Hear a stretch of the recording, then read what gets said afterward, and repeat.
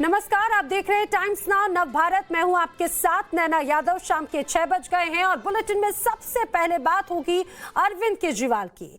अरविंद केजरीवाल जो पंजाब में हैं, चुनाव में कमाल करने के बाद में अरविंद केजरीवाल पंजाब पहुंचे। भव्य रोड शो हुआ। भव्य रोड शो कैसे भव्य रहा वो भी तस्वीर हम आपको बताएंगे। रोड शो से पहले अरविंद केजरीवाल और भगवंत मान स्वर्ण मंदिर पहुंचे, यानी गोल्डन टेम्पल पहुंचे। उसके अलावा दुर्गियाना मंदिर में उन्होंने मत्था भी टेका, जलियांवाला बाग भी गए और शहीदों को श्रद्धांजलि भी दी। इसके बाद में रोड शो निकाला गया। उस रोड शो के रंग किस तरह के थे वो देखिए।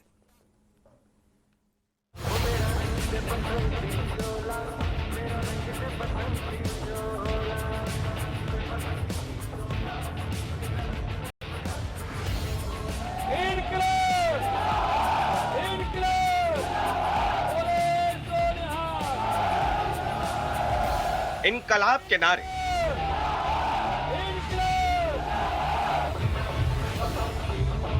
रंग दे बसंती चोला की धुन,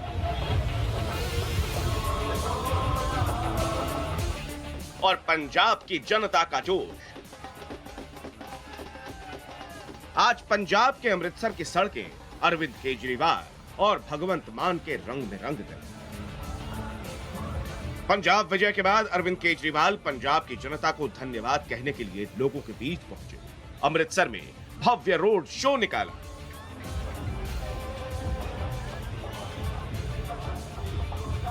तुसी कमाल कर देता। I love you Punjab. पूरी दुनिया में चर्चे हो रहे हैं आप लोगों के। पूरी दुनिया को यकीन नहीं हो रहा कि इतना बड़ा इनकलाब आ गया पंजाब के अंदर। दुनिया वाले ये तो जानते थे कि पंजाबी इनकलाब करते हैं, लेकिन इतना बड़ा इनकलाब, सारे हार गए। और ये पंजाबी कर सकते थे पूरी दुनिया में, और किसी की ताकत नहीं है।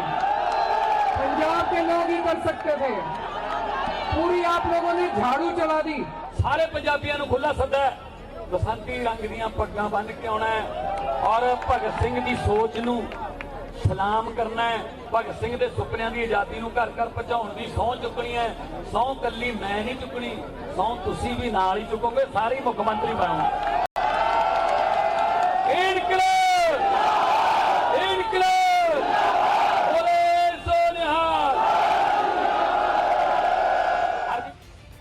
केजरीवाल और भगवंत मान के रोड शो में अमृतसर की सड़कों पर जन सैलाब उमड़ पड़ा। अपने नए मुख्यमंत्री और उनके बड़े भाई को देखने के लिए लोग तिरंगा और आम आदमी पार्टी के झंडे लेकर सड़कों पर उतरे। अमृतसर में अरविंद केजरीवाल और भगवंत मान के रोड शो की तस्वीरें देख लीजिए आप। ये रोड शो करीब 1 से 1.5 किलोमीटर लंबा रोड शो निकाला गया। अरविंद केजरीवाल को देख लीजिए, और इस रोड शो के जरिए आम आदमी पार्टी की कोशिश बड़ा संदेश देने की थी। और यहाँ तस्वीरें देख लीजिए, भगवंत मान साथ में है और अरविंद केजरीवाल, और कोई नेता आपको यहाँ पर नजर नहीं आएगा। इसके अलावा जो बाकी विधायक हैं, दूसरे नेता हैं, उन्हें दूसरी जगहों पर जगह दी गई और एक बड़ा रोड शो निकाला गया अमृतसर के अंदर। कोशिश ये थी कि अमृतसर की सड़कों से धन्यवाद तो दिया ही जाए उन लोगों का जिन्होंने वोट किया, यानी कि पंजाब का धन्यवाद तो अदा किया ही जाए। इसी के साथ कोशिश ये भी थी कि एक बड़ी तस्वीर यहाँ से जाए और उसके जरिए आम आदमी पार्टी उन राज्यों तक पहुंचे जहां वो आने वाले दिनों में चुनाव लड़ने की तैयारी कर रही है। अरविंद केजरीवाल और भगवंत मान का रोड शो अमृतसर के कचौड़ी चौक से निकला। दोनों ही नेता ट्रक पर सवार थे और पीछे लोगों की लंबी कतार।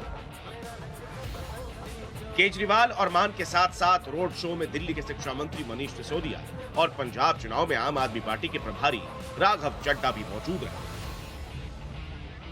मेरा रंग दे बसंती चोला गाना बज रहा था और अमृतसर की सड़कें पूरी तरह से आम आदमी पार्टी के रंग में रंगी। पूरा जी बिल्कुल 70 साल के बाद आई है और पूरा बदलाव आएगा, पूरा विश्वास है और करेंगे, बिल्कुल करेंगे। भगवंत मान जो आस जताई है पंजाब ने वो हरगिज पूरी होगी और सारा कुछ करेंगे। वो जो कुछ उन्होंने वादे किया है ना, सब पूरे करेंगे। देखो जी, जो दूसरी सरकारें थी उनके जो सिर्फ वादे सिर्फ झूठे ही होते थे। आम आदमी पार्टी की ऐसी सरकार है, अरविंद केजरीवाल जी ने दिल्ली में जो कहा है वो करके दिखाया है। इस बार एक फतवा जारी किया लोगों ने, 72 साल हो गए थे ये चोरों की गुलामी करते। एक पहली बार जो पंजाब ने इतिहास रचा है, आम आदमी पार्टी की सरकार है, 92 सीटें जो आई हैं, ये तो हैरान कर दिया लोगों ने कि इन लीडरों की नींद उड़ा दी। सेहत शिक्षा तेरे काम, केजरीवाल तुझे सलाम, वधिया रोजगार बेटा पास, झाड़ू करके बदी आस, वधिया रोशनी पर।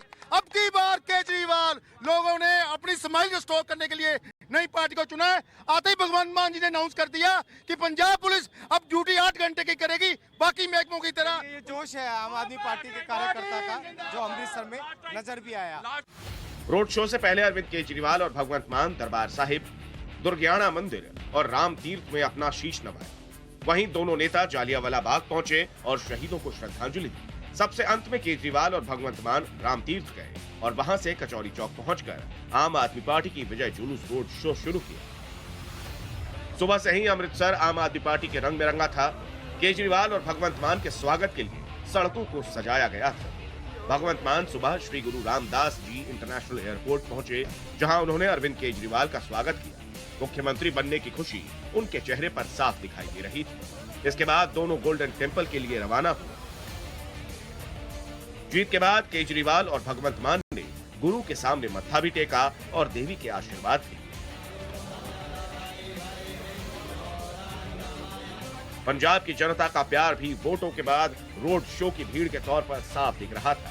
अब वक्त है अपने वादों को पूरा करने का, जनता की उम्मीदों पर खरा उतरने।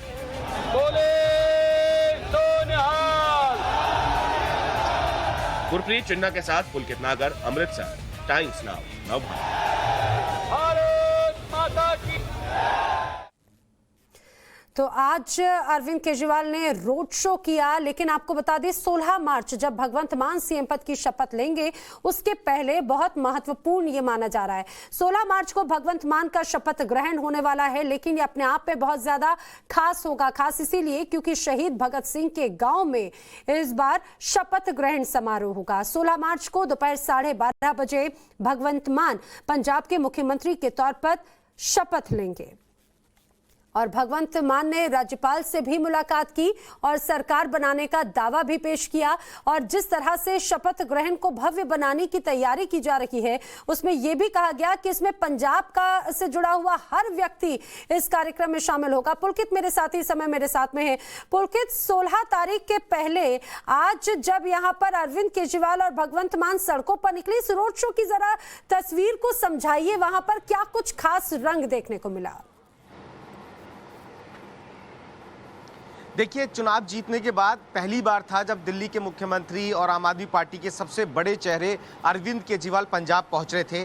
तो सबसे पहले तो भगवंत मान उन्हें रिसीव करने के लिए एयरपोर्ट पहुंचे। उसके बाद में वो स्वर्ण मंदिर गए, वाल्मीकि धाम गए और वहां से होते हुए करीब 2 बजे ये रोड शो कचहरी चौक से शुरू हुआ था।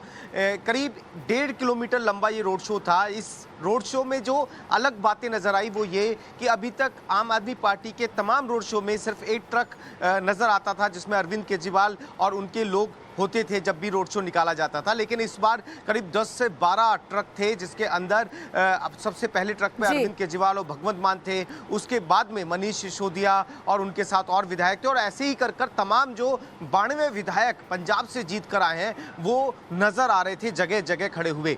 और लोगों में एक अलग उत्साह था। एक तो सबसे बड़ी बात थी चुनावों की, वो ये थी कि एक मौके वाली जो बात थी वो आज भी नजर आई। और लोग यही कह रहे थे कि जो मौका मिला है आप उसे आम आदमी पार्टी पूरी तरीके से पूरा करके दिखाए। बिल्कुल पुलकित, और यही वजह है कि इस रोड शो को और खास रूप देने की कोशिश की गई। लेकिन पुलकित, जितना आज ये खास रोड शो नजर आ रहा है, दावा ये किया जा रहा है कि शपथ ग्रहण भी इसी तरह का बेहद खास रहने वाला है। शपथ ग्रहण को लेकर क्या विशेष तैयारियां की गई हैं, क्या विशेष होगा इस बार?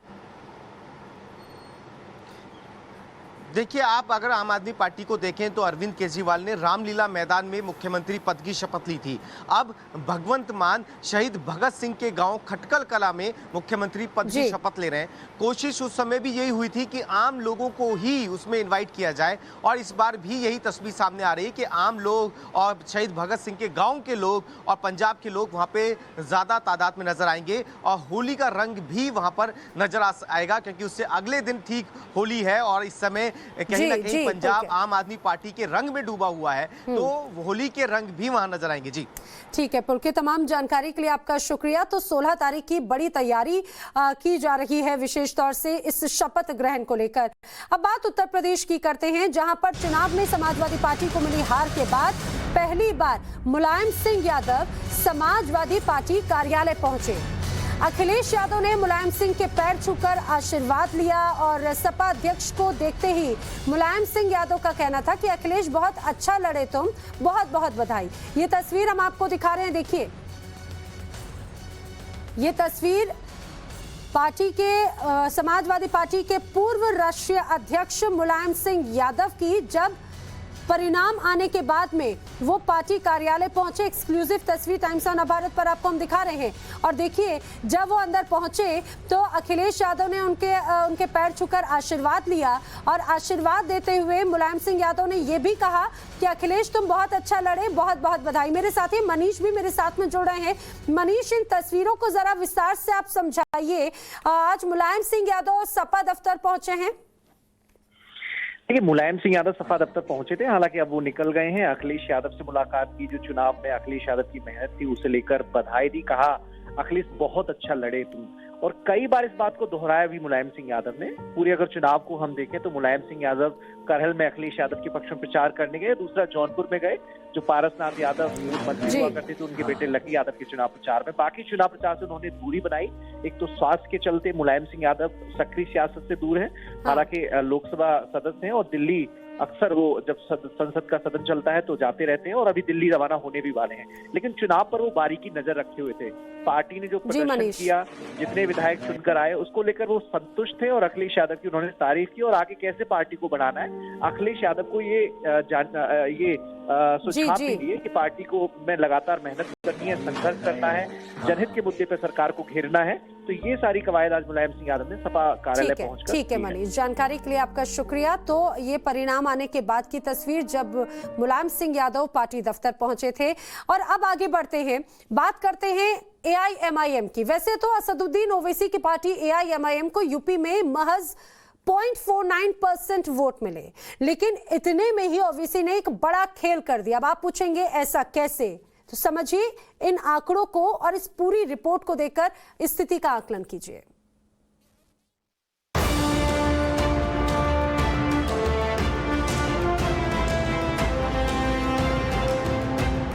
हमारा हाल तो ऐसा है कि योगी बोलते ये समाजवादी का एजेंट, अखिलेश बोलते ये बीजेपी का एजेंट, कांग्रेस बोलते ये बीजेपी।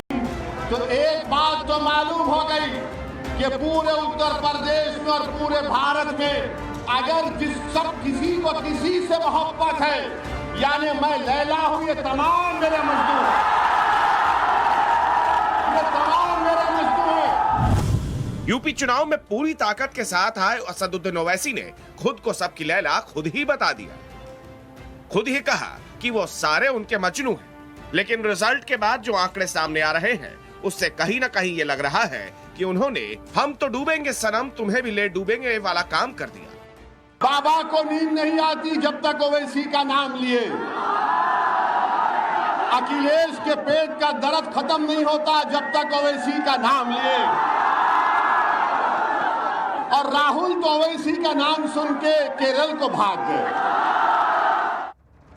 मुसलमानों को खुले मन से सीएम, डिप्टी सीएम का सपना दिखाने वाले ओवैसी साहब बार बार ये कहते रहे कि उनका नाम लिए बिना किसी को नींद नहीं आती तो कोई भाग जाता है। लेकिन चुनाव परिणाम के बाद आंकड़ों को देखकर लगता है कि वो जीते 0 और हराए भी खूब। हम ऐसा क्यों कह रहे हैं उसे ऐसे समझिए। उत्तर प्रदेश विधानसभा चुनाव में करीब आधा दर्जन ऐसी सीटें हैं जहां हार जीत का फासला बेहद कम था। कई जगहों पर तो 2000 वोटों के आसपास रहा। ओवैसी को ऐसी कई सीटों पर उतने ही वोट मिले। आंकड़े देखिए और समझिए। पश्चिमी यूपी की बिजनौर सदर सीट, इस मुस्लिम बहुल विधानसभा सीट पर बीजेपी जीती। बीजेपी को मिले 97,165 vote. Samajwadi party runner up रही, उसे मिले 95,720 वोट, यानी जीत हार का फासला रहा 1,445 वोट। वहीं एआईएमआईएम के उम्मीदवार को मिले 2,290 वोट, यानी जीत हार के फासले से ज्यादा। उम्मीद है कि अगर ओवैसी यहां पर चुनाव नहीं लड़ते तो अंतिम नतीजा कुछ और हो सकता था। ये 2,290 वोट शायद समाजवादी पार्टी को मिल जाता और परिणाम कुछ और होता। अब जरा सहारनपुर के नकुड़ विधानसभा का हाल देखिए। ये सीट भी मुस्लिम बहुल है। यहाँ बीजेपी के उम्मीदवार को मिले 1,04,114 वोट। समाजवादी पार्टी के कैंडिडेट धर्म सिंह सैनी को 1,03,799 वोट मिले, यानी हार जीत का फासला रहा महज 315 वोट। यहाँ एआईएमआईएम के कैंडिडेट ने 3,593 वोट अपने नाम कर लिए। फिर वही बात, अगर ये 3,593 वोट एआईएमआईएम के खाते में नहीं जाते तो नतीजा कुछ और हो सकता था। ये बात समाजवादी पार्टी के उम्मीदवार के मन में एक बार तो जरूर आई होगी। ओवैसी को लोग वोट कटवा कह रहे हैं, लेकिन ऐसे लोगों का जवाब ओवैसी ने चुनाव से पहले ही क्या दिया था वो देख लीजिए। लोग ये बात बोल रहे हैं कि ओवैसी साहब को अगली बार ट्राई कर लेंगे, इस बार अगर उनके चक्कर में वोट डिवाइड हो गया तो हमारे लिए मुश्किल हो जाएगी। लोग बहुत बोलते हैं, लोगों का इख्तियार है बोलने का। आप देखिए ना, मुस्लिम मतदाता बोल रहे हैं कि ओवैसी साहब के चक्कर में वोट डिवाइड हो जाएगा। अब तो उसको क्या करेंगे? उसको क्या करेंगे? ठीक है, मगर एक बात तो साबित हो गई ना, दिल में तो जगह पा गए हम। चलिए, अगर आपकी बात सच भी हो, जो हम नहीं मानते, मगर दिल में तो एक जगह पा गए, वो काफी है और आगे बढ़ेंगे। ओवैसी साहब तो ये कह रहे हैं कि वो दिल में जगह पा गए हैं, लेकिन इसी के साथ साथ कई उम्मीदवारों का दिल भी तोड़ दिया। बाराबंकी जिले की कुर्सी विधानसभा सीट पर सपा गठबंधन का खेल बिगाड़ा है। यहाँ बीजेपी के प्रत्याशी को 1,18,720 वोट मिले तो समाजवादी पार्टी के उम्मीदवार को 1,18,503 वोट। समाजवादी पार्टी गठबंधन प्रत्याशी 2017 वोटों से हार गए। वहीं ओवैसी की पार्टी को 8,541 वोट मिले। जौनपुर जिले की शाहजहां विधानसभा सीट पर बीजेपी गठबंधन के तहत निषाद पार्टी के उम्मीदवार रमेश सिंह को 87,233 वोट मिले। वहीं गठबंधन प्रत्याशी को 86,514 वोट। यहाँ जीत हार का अंतर 719 वोटों का रहा। वहीं एआईएमआईएम के प्रत्याशी को मिले 8,128 वोट। अवध के सुल्तानपुर विधानसभा सीट पर बीजेपी उम्मीदवार और समाजवादी पार्टी के प्रत्याशी के बीच हार जीत का फर्क रहा 1,009 वोट। यहाँ फिर ओवैसी की पार्टी ने 5,251 वोट अपने नाम कर लिए। औरैया विधानसभा सीट पर बीजेपी और एसपी के बीच कांटे की टक्कर रही। बीजेपी प्रत्याशी को 93,691 वोट मिले तो एसपी उम्मीदवार को 92,044 वोट। जीत हार का अंतर रहा 1,647। वहीं एआईएमआईएम के प्रत्याशी को 2,190 वोट मिले। मुरादाबाद नगर सीट पर भी समीकरण कुछ ऐसे ही है। बीजेपी प्रत्याशी और समाजवादी पार्टी के कैंडिडेट के बीच फासला सिर्फ 782 वोटों का था। बीजेपी जीत गई, लेकिन यहाँ एआईएमआईएम प्रत्याशी ने 5,351 वोट अपने नाम कर दिए। यहाँ फिर से वही बात, अगर ओवैसी की पार्टी इन सीटों पर खड़ी नहीं होती तो अखिलेश यादव को कुछ सीटें और मिल सकती थी। खासकर जो वोटिंग ट्रेंड रहा उसे देखकर ऐसा ही लगता है। असदुद्दीन ओवैसी ने यूपी की 100 सीटों पर चुनाव लड़ा। ओवैसी की पार्टी को महज 0.49% वोट मिले। लेकिन जिस तरह से यूपी में इस बार कांटे की टक्कर थी, उसमें इन 0.49% वोटों ने कई सीटों पर समाजवादी पार्टी की नैया डुबो दी और इनमें से ज्यादातर सीटें मुस्लिम बहुल हैं। ऐसे में सवाल उठना लाजमी है कि क्या ओवैसी ने चुनाव मैदान में उतरने से अखिलेश यादव को नुकसान पहुंचाया। ब्यूरो रिपोर्ट, टाइम्स नाउ, नव भारत। वहीं उत्तर प्रदेश में जीत के बाद पहली बार योगी आदित्यनाथ दिल्ली दौरे पर हैं। पिछले 1 घंटों से प्रधानमंत्री मोदी से उनकी मुलाकात चल रही है। इससे पहले सीएम योगी आदित्यनाथ ने उपराष्ट्रपति एम वेंकैया नायडू से मुलाकात की। योगी ने उपराष्ट्रपति को यूपी चुनाव और विकास कार्यों की जानकारी दी। अपने दिल्ली दौरे के पहले दिन योगी ने राष्ट्रीय महामंत्री बीएल संतोष से भी मुलाकात की। उनके आवास पर करीब 1.5 घंटे तक चले इस मंथन में असम के पूर्व सीएम और केंद्रीय मंत्री सर्बानंद सोनोवाल भी मौजूद थे। योगी शाम 6 बजे जेपी नड्डा से मुलाकात भी करने वाले हैं और इसके साथ ही वो रात 8 बजे आज रक्षा मंत्री राजनाथ सिंह से भी मुलाकात करेंगे। इसके अलावा 7 बजे गृह मंत्री अमित शाह से भी मुलाकात करने का कार्यक्रम तय है। मेरे साथी कुंदन इस समय मेरे साथ में जुड़ रहे हैं। कुंदन, लगातार मुलाकातों का दौर योगी आदित्यनाथ लगातार इसको आगे बढ़ा रहे हैं। प्रधानमंत्री मोदी से भी उनकी मुलाकात जारी। इस पूरी मुलाकात से जुड़ी हुई जो बड़ी बातें हैं वो किस तरह की रही? देखिए, बिल्कुल करीब 1 घंटे से ज़्यादा का वक्त हो चुका है। 5 बजे के करीब में 7 LKM के प्रधानमंत्री आवास पे योगी आदित्यनाथ आए थे और करीब 6:17 या 6:15 यानी सवा घंटे की मुलाकात हो चुकी है। हालांकि टाइम शेड्यूल हमें बताया गया था कि 1 घंटे के करीब मुलाकात चलेगी, लेकिन मुलाकात लगातार बढ़ती जाएगी। मुलाकात के कई मायने हैं, हालांकि सोर्सेज अभी बताएंगे। निकल के आने के बाद पता चलेगा कि आखिर किन किन इश्यूज पे बात हुआ। लेकिन जो 2 बड़े एजेंडे बहुत साफ था। एक पहला एजेंडा था कि उत्तर प्रदेश में सरकार के गठन को लेके क्या नया प्रयास किया जाएगा योगी आदित्यनाथ के तरफ से, और दूसरी बात नरेंद्र मोदी चाहेंगे कि योगी कैबिनेट 2 में आखिर क्या नया है। दूसरी बात, सरकार की योजनाओं के मद्देनजर क्या क्या नई चीजें हो सकती हैं, क्योंकि प्रधानमंत्री ने जिस तरीके से लगातार अपील की और जीत के बाद भी जब वो 10 तारीख को अपने कार्यकर्ताओं को संबोधित कर रहे थे, तब उन्होंने कहा कि सरकार बहुत नीचे के स्तर तक पहुंची है। और उन्होंने अपना अनुभव साझा करते हुए कहा कि बीते 2 दशकों से ज्यादा हम पब्लिक लाइफ में रहे और पब्लिक लाइफ में समाज के अंतिम व्यक्ति तक बिना किसी करप्शन के योजनाओं का लाभ पहुंचा देना एक बड़ी चुनौती होती है और सरकार उस पर लगातार काम है। दूसरी बात ये हो सकती है कि जिस तरीके से जन गरीब कल्याण योजना के तहत लगातार जो दुगना अनाज दिया जा रहा है, उस योजनाओं को हम कैसे कंटिन्यू रखें। बिल्कुल, और उम्मीद कुंदन ये भी जताई जा रही है कि जो अब नया विस्तार, नया जो मंत्रिमंडल का स्वरूप होगा उस पर भी चर्चा होगी, शपथ ग्रहण की तिथि को लेकर भी चर्चा होगी। फिलहाल जानकारी के लिए आपका शुक्रिया कुंदन। खबरों में आगे बढ़ते हैं, बात उड़ीसा की करते हैं, जहां पर बीजेडी के निलंबित विधायक ने करीब 2 दर्जन लोगों को अपनी गाड़ी से कुचल दिया, जिसके बाद अब इस पूरे मामले पर सियासत काफी तेज हो चुकी है। रोड रेश में 15 बीजेपी कार्यकर्ता घायल हुए हैं। अब ऐसे में बीजेपी पर लगातार इस तरह से बीजेपी के जो नेता हैं वो बीजेडी पर हमलावर हैं। वहीं बीजेपी लखीमपुर कांड की भी याद दिला रही है।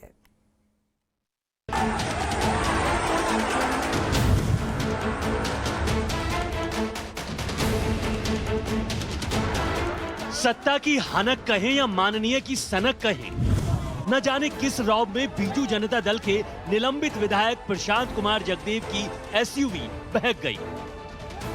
ओडिशा के बानापुर जिले में भीड़ को भनक तक नहीं लगी और एसयूवी ने सड़क के बीचों बीच मौजूद सैकड़ों लोगों को टक्कर मार दी। चंद सेकंड में बीच सड़क मंजर बदल गया। चारों तरफ हाय तौबा, हंगामा और चीख पुकार मचने लगी।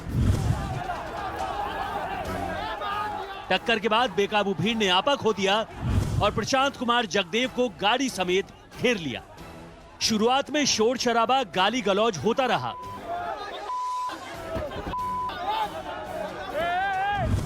और प्रशांत कुमार जगदेव गाड़ी के अंदर ही बैठे रहे। बाहर उनके गार्ड और 2 पुलिसकर्मी भीड़ को शांत कराने की कोशिश करते रहे, लेकिन घटना के बाद भीड़ इस कदर भड़क उठी कि गाड़ी पर हमला बोल दिया। सैकड़ों लोगों की भीड़ ने गाड़ी पर लाठी डंडे बरसाने शुरू कर दिए और तोड़फोड़ शुरू हो गई। लोगों ने प्रशांत कुमार जगदेव के साथ भी मारपीट करने की कोशिश की। पुलिसकर्मी इस दौरान उनके बचाव में खड़े रहे, लेकिन बाद में भीड़ के आगे पुलिसकर्मी बेबस हो गए और निलंबित विधायक को पकड़ लिया।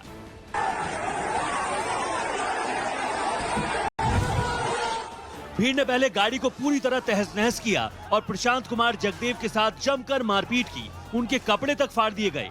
बाद में किसी तरह पुलिस बल ने मौके पर पहुंचकर जगदेव को छुड़ाया और अस्पताल में भर्ती कराया।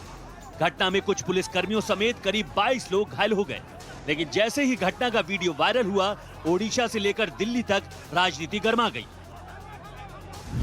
बीजेपी के प्रदेश अध्यक्ष समीर मोहंती और बीजेपी प्रवक्ता संबित पात्रा ने घटना में घायल करीब 22 लोगों से अस्पताल जाकर मुलाकात की।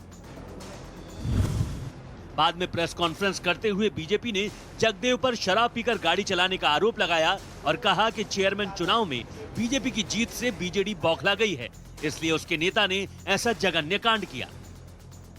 बाणापुर ब्लॉक, जो एक ब्लॉक है जहां कल चेयरमैन के चुनाव का प्रक्रिया चल रहा था, जब ये चुनाव की प्रक्रिया चल रही थी उसी समय आउट ऑफ फ्रस्ट्रेशन, क्योंकि वहां भारतीय जनता पार्टी की जीत हो रही थी, विधायक कहीं ना कहीं एक प्रयास कर रहा था बीजू जनता दल का कि पूरे के पूरे लोकतांत्रिक प्रक्रिया को वो अपने हाथों में ले ले और कहीं ना कहीं इस चुनावी प्रक्रिया को बाधित करे। और जब यह काम सुचारू रूप से नहीं हो पाया तो अंततोगत्वा आउट ऑफ फ्रस्ट्रेशन बौखला करके उसने भारतीय जनता पार्टी के जो कार्यकर्ता बाहर मौजूद थे और मुख्यतः जो महिलाएं मौजूद थी उनके ऊपर गाड़ी चढ़ा दी और उन्हें रौंद कर मार डालने की कोशिश की गई।